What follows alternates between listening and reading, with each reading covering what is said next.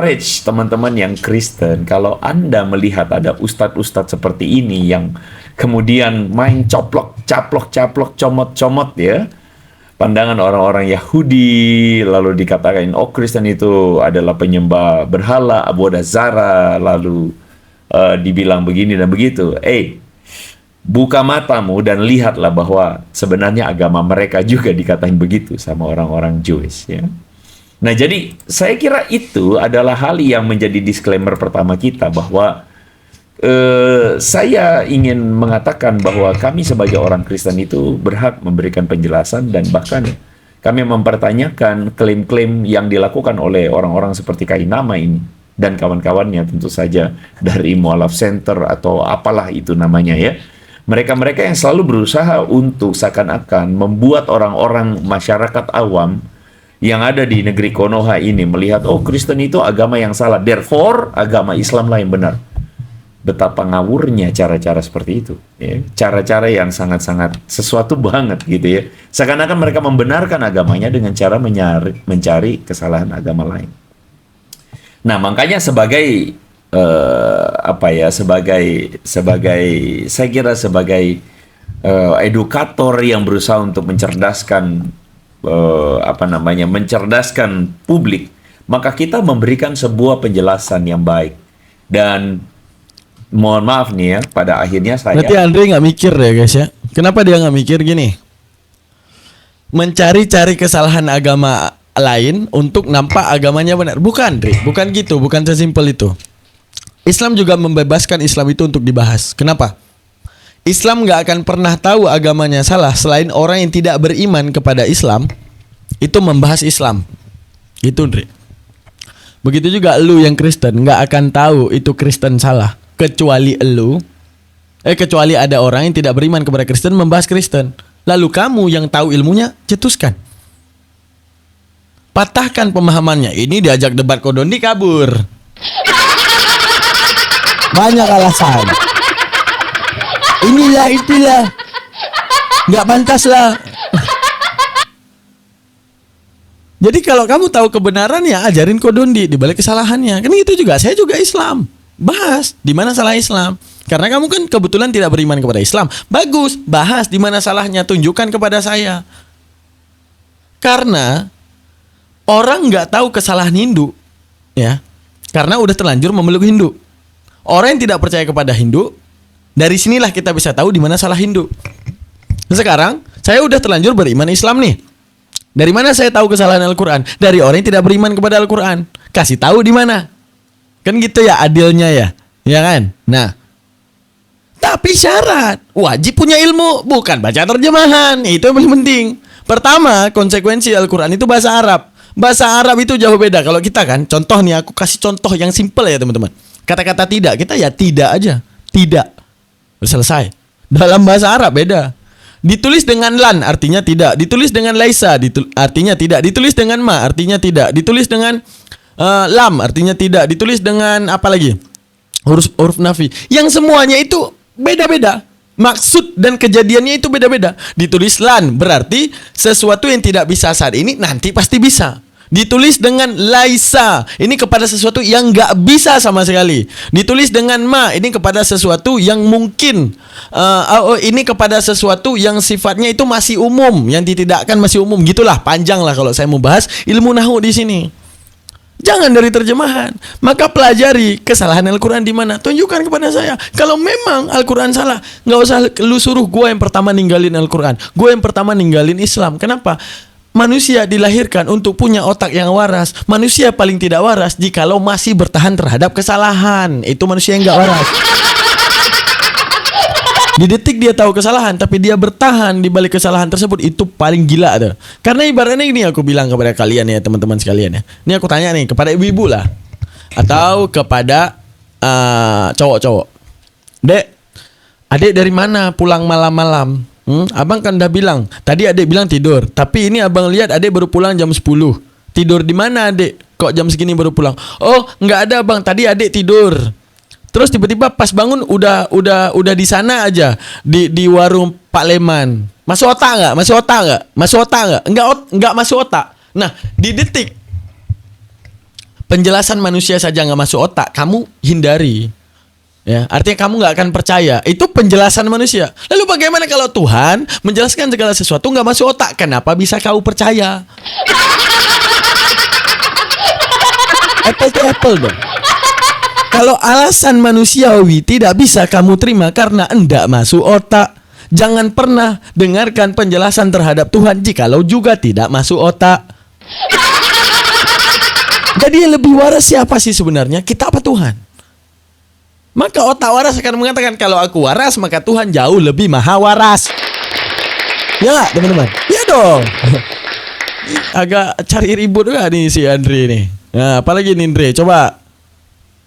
Jadi detik Kristen dibahas, Anda bersyukur. Artinya apa yang harus Anda syukuri? Oh, ada orang yang ingin membahas kesalahannya. Aku simak lah. Oh ternyata nggak salah. Oh ternyata agamaku nggak salah. Gini jawabannya. Jawab. Oh kayak nama membahas kekristenan, datang, ajak debat, ajak diskusi. Gini loh penjelasannya. Kan gitu. Ini cuma keluar-keluar di channel sendiri. Dari mana kebenaran? Tuhan Yesus akan tercebar kalau lu cuma netep di channel lu doang. Ini detik Kodondi nyalahin Alkitab. Lu yang tahu ilmunya datang temui gini benarnya. Ini diajak debat kabur lo, banyak alasan lo. Oke, let's go. Kita lanjut lagi.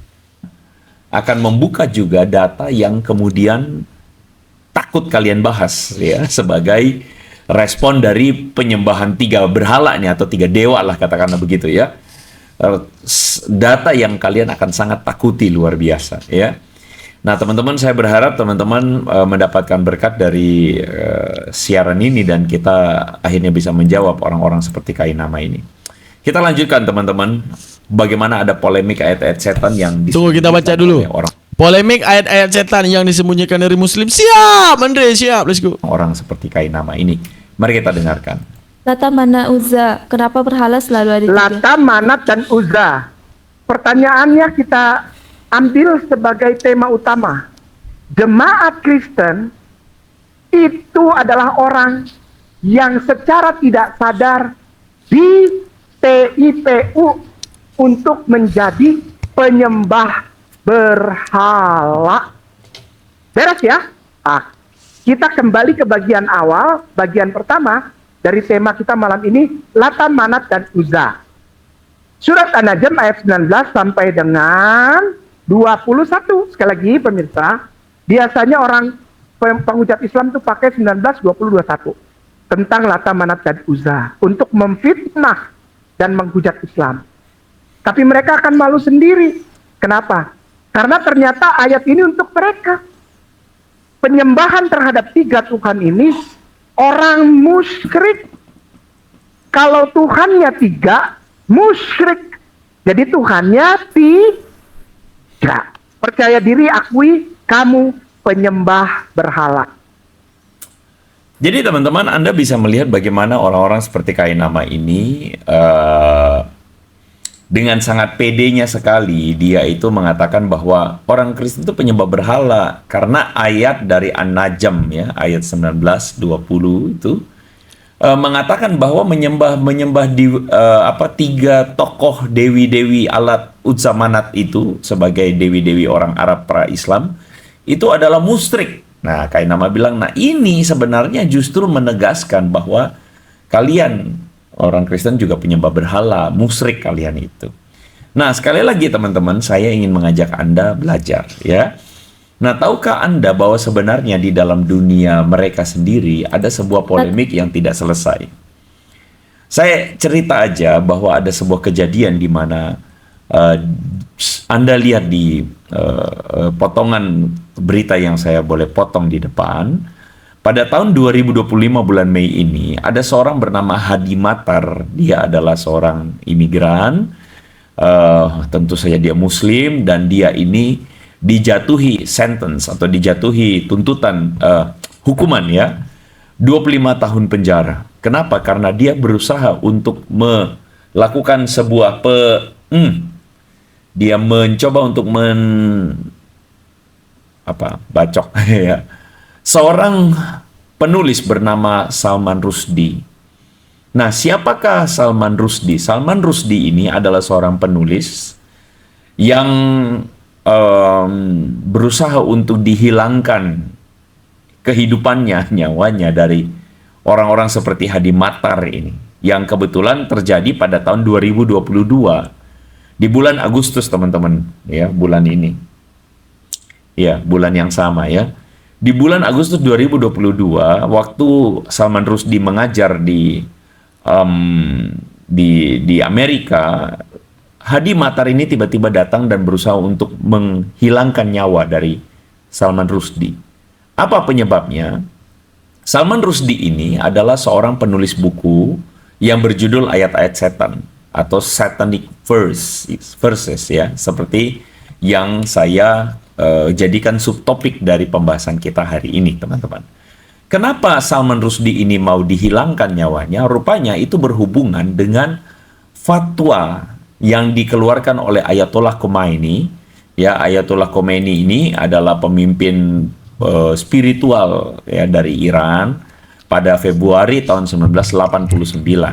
Jadi Ayatollah Khomeini ini mengatakan ini orang Salman Rushdie itu harus dihilangkan nyawanya karena dia menghina Nabi Muhammad. Nah, Salman Rushdie ini dikatakan menghina karena dia menulis sebuah novel berjudul The Satanic Verse ya, atau ayat setan. Nah, apa isi novel Satanic Verses ini yang bikin kaum sebelah sono tuh kepanasan?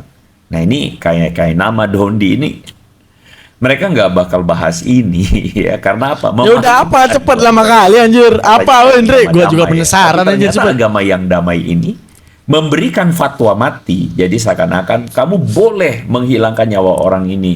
Hai kamu siapapun.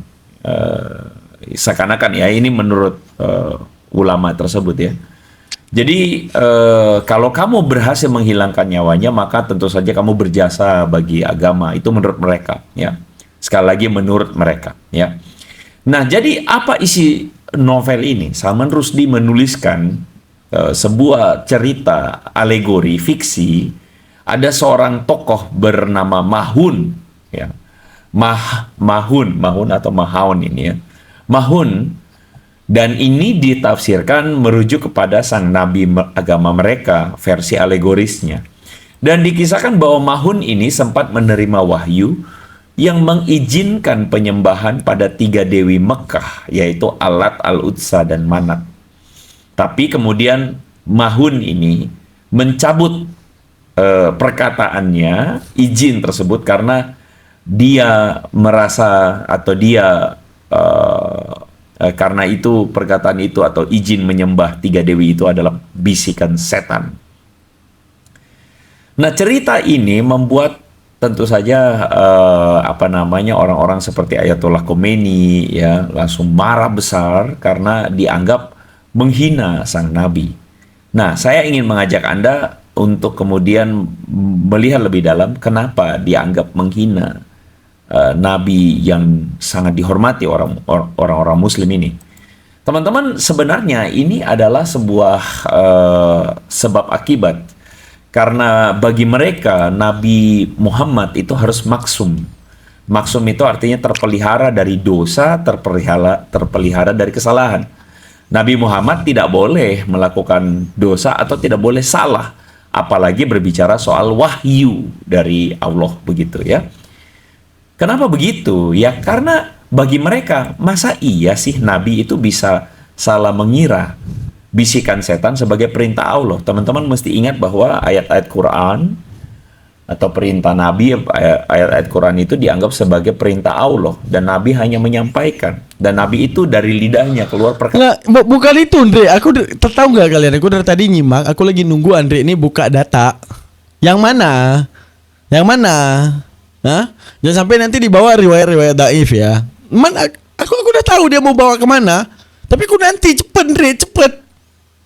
Santai. Mana ya dibilang Nabi Muhammad suruh sembah Lat, Uzza, Manat. Itu mana? Ayo. Ini tidak lain membicarakan tentang saat Nabi Muhammad itu kerasukan ya. Katanya kerasukan, terkena sihir. Oke, coba. Ya, coba. Masa iya Nabi salah mengira bisikan setan sebagai perintah Allah? Cepat. Nah, cepat, nanti ku jawab. Cepat. Jangan lama-lama Andre. perkataan Allah. Oke, jadi makanya perintah atau memperbolehkan yang tadi itu dalam catatan Satanic Verse dari Salman Rushdie itu dianggap kok Nabi memperbolehkan penyembahan terhadap 3 dewi.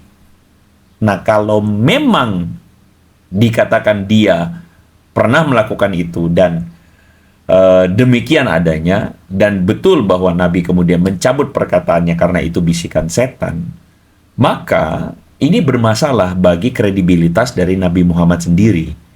Logikanya begitu, teman-teman ya. Bermasalahnya kenapa? Karena kalau sekali saja bisa mengiyakan bisikan setan, gimana ayat-ayat yang lain?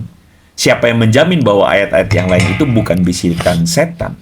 Siapa yang bisa menjamin bahwa ayat-ayat yang dikeluarkan atau diperkatakan oleh Iya, yang mana? Muhammad Yang itu mana? adalah perkataan Allah. Yang Jangan-jangan, mana? nah, sekali lagi, jangan-jangan itu bisikan setan. Jangan-jangan. Karena sekali lagi kita menghargai bahwa Muslim, iman mereka meyakini bahwa perkataan di dalam Quran itu perkataan Allah 100%. Yang Dan mana? kalau mereka mengimaninya, ya udah kita percaya. Iya. Kita hargai saja. Tetapi bermasalah, atau novel Salman Rushdie ini bermasalah karena bagi implikasi teologis bagi teologi Islam itu parah sekali.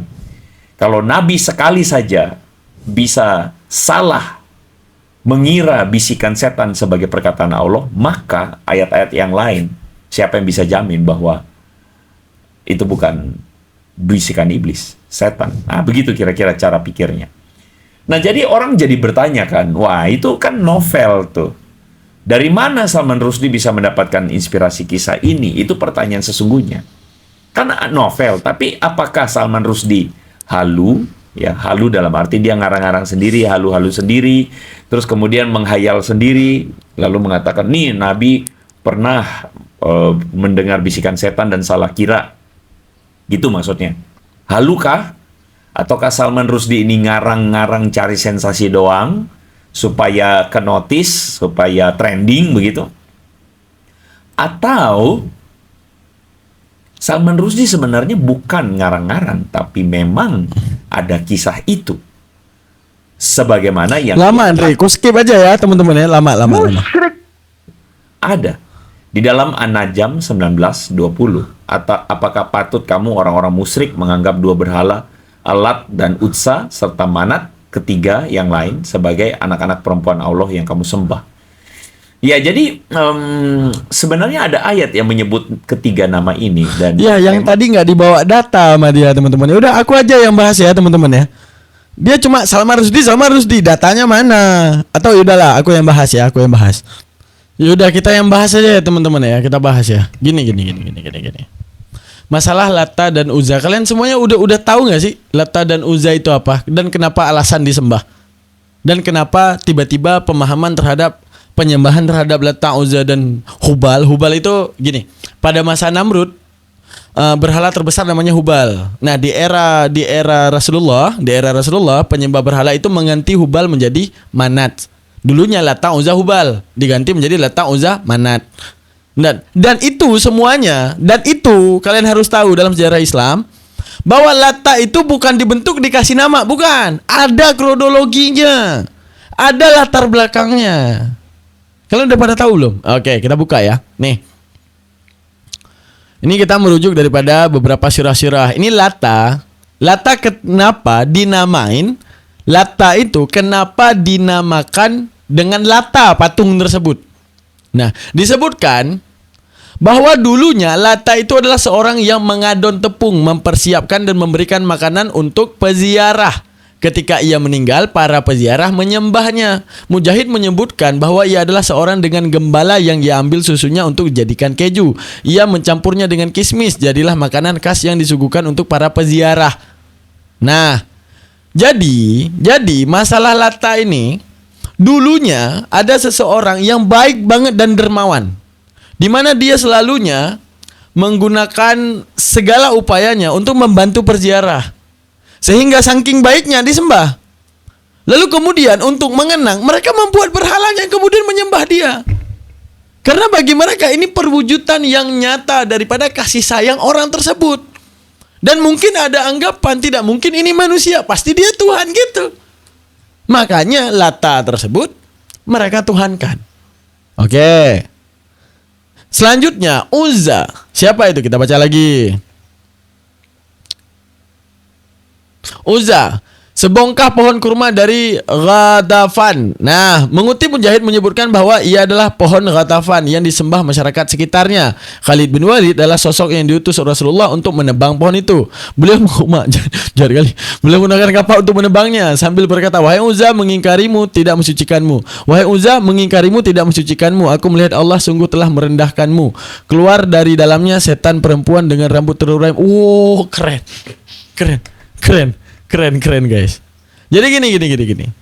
Setan itu kalau kita di dalam Islam tidak lepas daripada melakukan tipu daya terhadap penipuan terhadap manusia. Nah, ada sebuah pohon kurma. Yang pohon kurma itu selalunya jadi penghidupan terhadap masyarakat tersebut. Ya. Lalu, seakan-akan pohon kurma ini mengeluarkan keajaiban. Sehingga pohon kurma itu disembah oleh mereka. Padahal ada setan di dalamnya. Nah, ada tipuan daripada setan di dalamnya.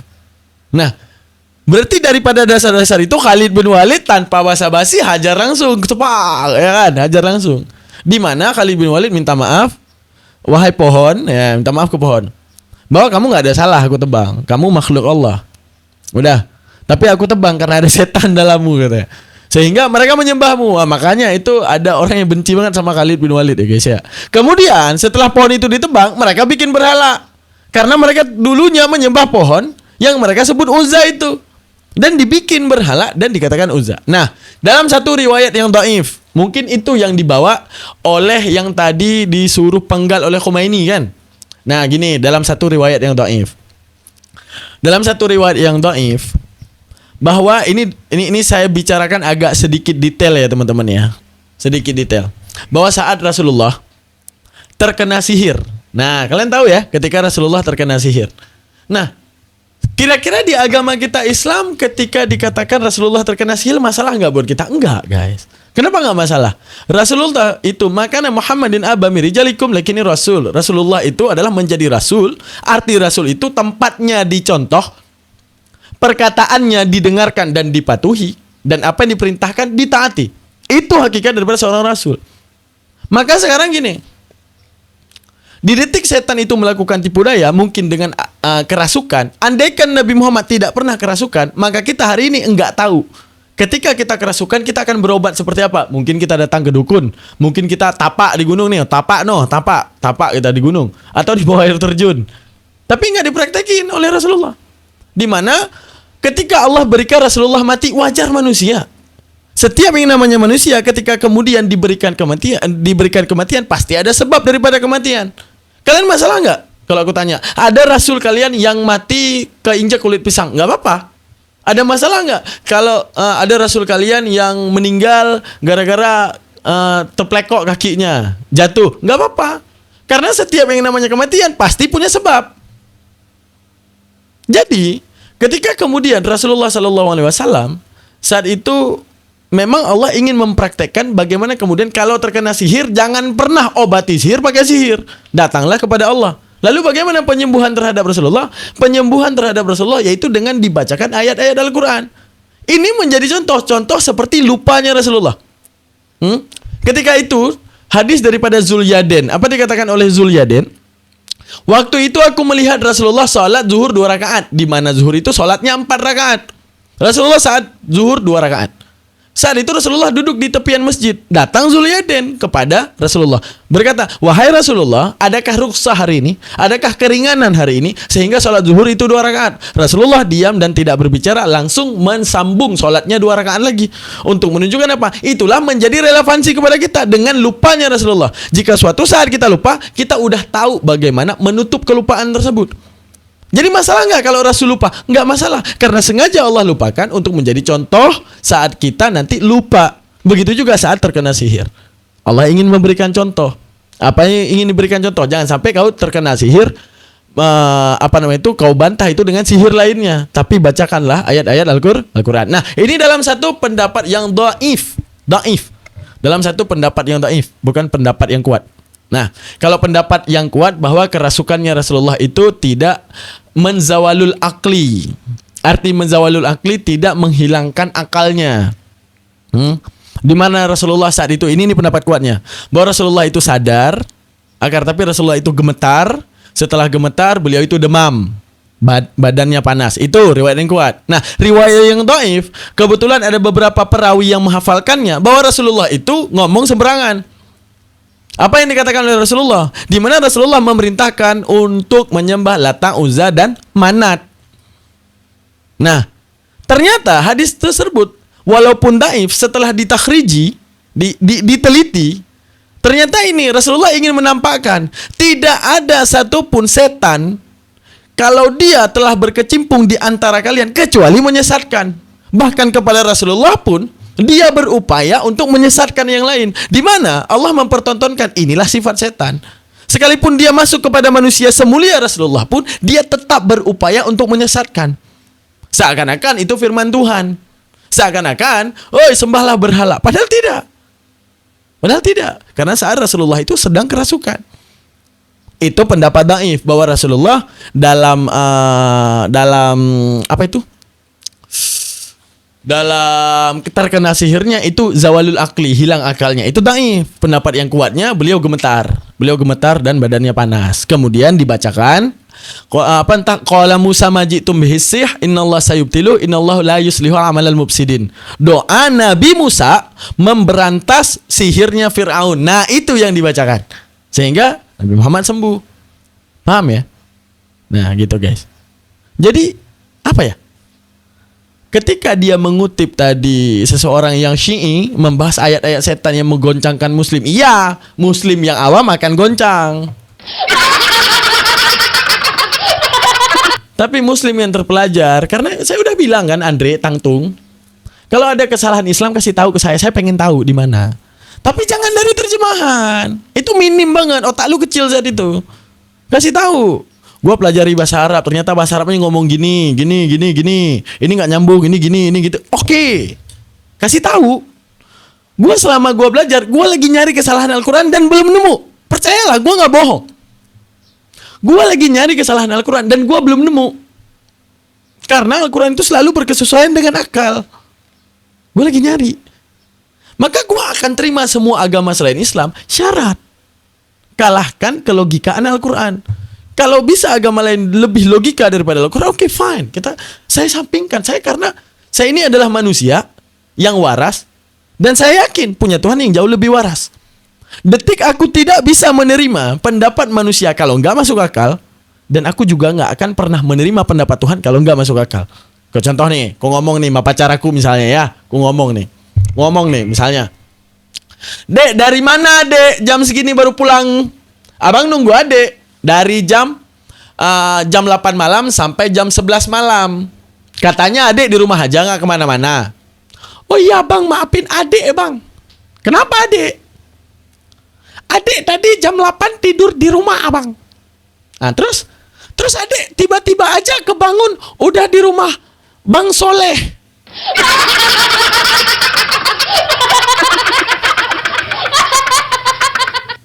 Kira-kira kalian bisa terima gak? Kalau nggak masuk akal? Nggak masuk akal tiba-tiba dia ada di sana. Itu manusia ketika diberikan dalil yang nggak masuk akal, lu tolak. Tapi ketika ada yang mengatakan itu firman Tuhan dan itu nggak masuk akal, tidak ada proses pencernaan akal, kamu kenapa bisa menerima? Sedangkan yang kalian tahu segala kitab suci itu berasal dari masa dahulu dan kemudian kalian baca, kalian dipaksa untuk yakin. Boleh yakin. Pembuktiannya logika dulu. Kalau logika tidak masuk, untuk apa meyakini sesuatu yang salah? Sama. Ketika di detik top Nabi Muhammad kena sihir, ada polemik. Masa seorang Nabi kena sihir? Terus dijawab, sifat jais daripada segala rasul af'alul mubasyar, sama seperti manusia biasa. Ya apa masalahnya? Namanya juga manusia biasa. Kami mengulik tujuan terkena sihir ini apa? Oh ternyata relevansi. Sama seperti lupanya Rasulullah. Dilupakan oleh Allah agar nanti saat kita lupa kita tahu rujukannya gimana. Ya, ketika Rasulullah terkena sihir, bagaimana obatnya? Jadinya apa? Rasulullah mempraktekkan langsung, jangan sampai nanti kalian salah jalan ketika kalian terkena sihir. Oke, terima kasih banyak. Jangan lupa subscribe, like, dan komen. Jangan lupa titipkan komentar. Dan jempol aja adalah. Bye semuanya. Assalamualaikum warahmatullahi taala wabarakatuh. Bye.